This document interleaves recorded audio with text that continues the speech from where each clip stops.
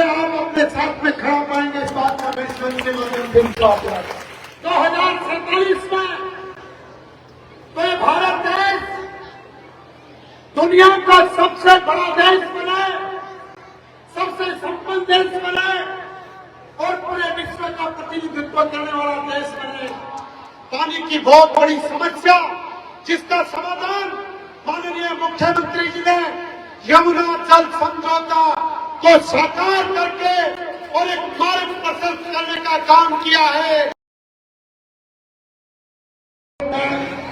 प्रबुद्ध नागरिक जन, नौजवान साथियों, विद्यालय परिवार के सभी शिक्षक भाई बहनों, सबसे पहले तो मैं आप सभी को स्वतंत्रता दिवस की बहुत बहुत बधाई और शुभकामनाएं देता हूं। निश्चित रूप से आज का ये दिन हम सब के लिए बहुत गौरव का दिन है। आज का दिन है जिनकी बदौलत हम सबको आजादी मिली, हमारा देश आजाद हुआ।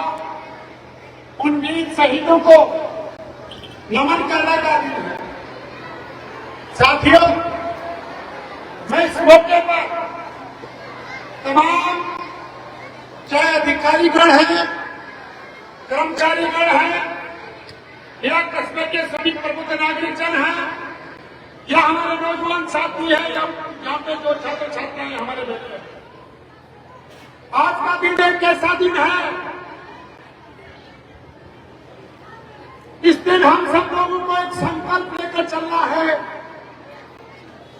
कि आजादी के 80 साल बाद इतने लंबे समय की यात्रा करने के बाद हम जहां पहुंचे हैं, उस यात्रा को, उस सफर को हमें और आगे बढ़ाना है।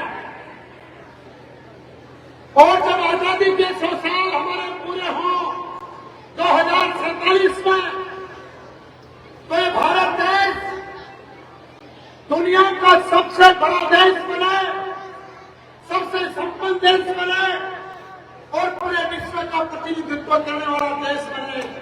इस सफर को हम सबको मिलकर बाहर तक जारी रखना है। लेकिन ये सपना, तो विकसित भारत का सपना हमारे देश के यशस्वी प्रधानमंत्री माननीय मोदी जी ने देखा है, उस सपने को केवल एक व्यक्ति पूरा नहीं कर सकता। तमाम जो हम अलग अलग क्षेत्र में काम करने वाले लोग हैं, वो सब मिलकर एक टीम भावना के साथ में जुड़कर अगर हम एक लक्ष्य के रूप में उसको लेकर चलें, तो हम 2047 में विकसित भारत के सपने को पूरा कर सकते हैं।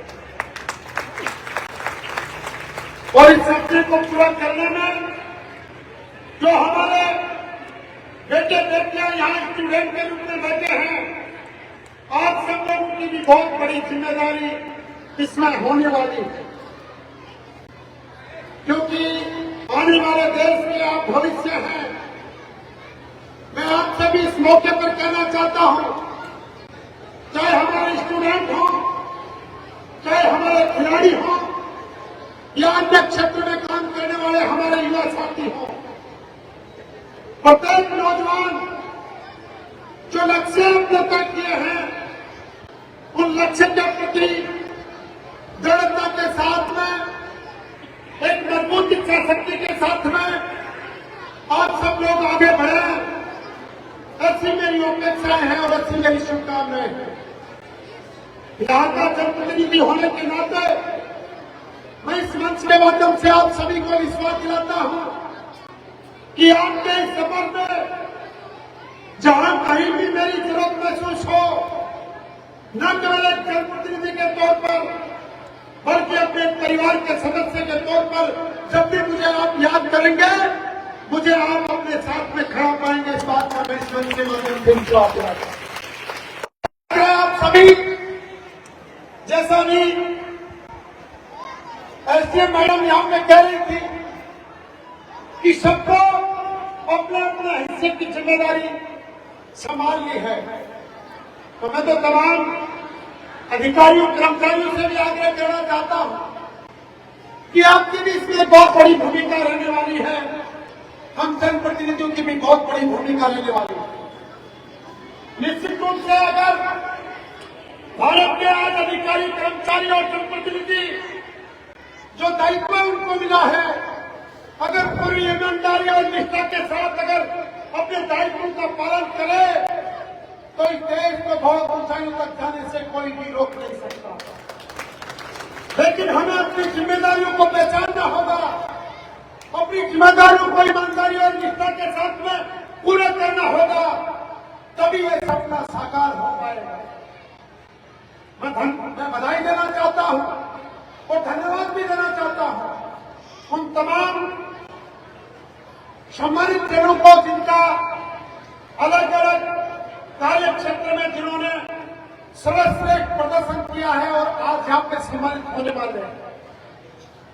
निश्चित रूप से किसी भी डिपार्टमेंट में, विभाग में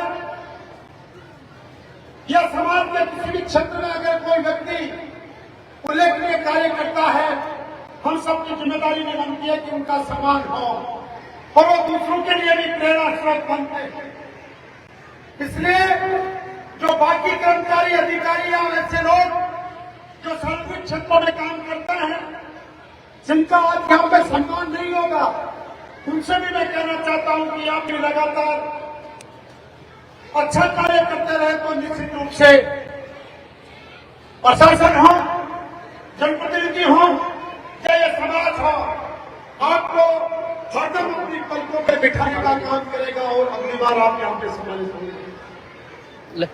साथियों, इन 2.5 सालों के अंदर जब से मुझे जिम्मेदारी मिली, मैंने हर क्षेत्र में यह प्रयास किया है कि हमारे क्षेत्र में सुधार कार्य करें, विकास कार्य करें और लोगों को सहजता, सुगमता के साथ में जन कल्याणकारी योजनाओं का लाभ मिले, उनको कहीं परेशान नहीं होने पड़े, दफ्तरों के चक्कर नहीं काटने पड़े। इसलिए हम हर क्षेत्र में सुधार का काम कर रहे हैं। फिर भी मैं इस मौके पर आपसे कहना चाहता हूं, जहां कहीं भी आपको परेशानी हो, जहां कहीं भी आपको शिकायत हो, तो निश्चित रूप से हर वक्त हरदम एक जनप्रतिनिधि के तौर पर आपका भाई, आपका बेटा हमेशा आप लोगों के लिए तैयार रहेगा। जो भी कहीं आपको कहीं कोई कमजोरी दिखे, कहीं गलत बात दिखे या कहीं कोई शिकायत हो तो आप निसंकोच उससे मुझे अवगत करा सकते हैं। इस 15 अगस्त के पावन पर्व पर मैं आप सभी को विश्वास दिलाता हूं कि आपकी शिकायतों का तत्काल निवारण होगा और एक आम जन को सुगमता से उसके अधिकारों का, योजनाओं का लाभ मिले, ये मैं सुनिश्चित करूंगा, आपको विश्वास दिलाता हूं। हमने न केवल विकास कार्यों बल्कि सामाजिक कार्यों को भी आगे बढ़ाने का काम किया। चाहे एक पेड़ मां के नाम जो माननीय प्रधानमंत्री जी ने एक सपना देखा आने वाली पीढ़ियों के लिए पर्यावरण को बचाने का, चाहे वो अभियान हो, स्वच्छता के अभियान हो या बेटी बचाओ बेटी पढ़ाओ का अभियान हो, हर जगह हम इन अभियानों को आगे बढ़ाने का काम कर रहे हैं।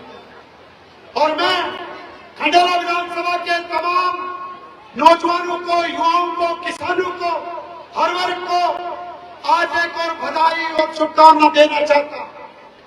लगभग 1.5 महीने पहले हमारी सरकार ने और प्रदेश की यशस्वी मुख्यमंत्री माननीय भजनलाल शर्मा जी ने इस शेखावाटी के लिए, सीकर जिले के लिए और खंडेला के लिए उस काम को करने का जो बहुत वर्षों से पेंडिंग था, बहुत वर्षों से जिसका इंतजार था, पानी की बहुत बड़ी समस्या जिसका समाधान माननीय मुख्यमंत्री जी ने यमुना जल समझौता को साकार करके और एक मार्ग प्रशस्त करने का काम किया है। आने वाली पीढ़ियों के लिए यमुना का पानी इस धरती के ऊपर आए और आने वाली पीढ़ियों को जल संकट का सामना नहीं करना पड़े, इसके लिए जो यमुना जल का समझौता था उसका कानूनन एग्रीमेंट कर लिया गया है और 2-3 महीने बाद उस कार्य का शिलान्यास काम, जब शिलान्यास होगा तो कार्य शुरू कर दिया जाएगा। साथियों, मैं इस मौके पे एक बात और कहना चाहता हूं। 2.5 साल के अंदर सरकार ने 1,30,000 सरकारी नौकरियों के नियुक्ति पत्र नौजवानों के हाथ में देने का काम किया। राजस्थान सरकार की एक भी सरकारी भर्ती में कोई भी पेपर लीक नहीं होना इस सरकार की पारदर्शिता और निष्पक्षता को दर्शाता है।